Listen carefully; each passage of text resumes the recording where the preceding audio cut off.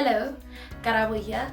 Last week I introduced you to the OI90 formula and I explained what a time-saving exercise it is. This week I will further elaborate on how to do it.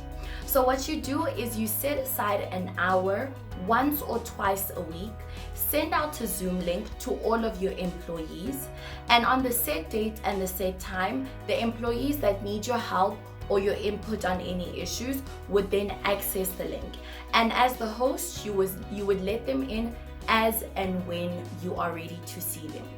Take the example that I gave you last week with one of our co-founders, where he had 6 meetings and solved 5 issues. If each meeting were about 30 minutes, he would have taken 3 hours just to solve 5 issues, as opposed to the 45 minutes that he took. Simple, right? And it is amazing. It is a time-saving exercise, it increases productivity, and it helps you be more efficient and effective in all of the meetings that you have.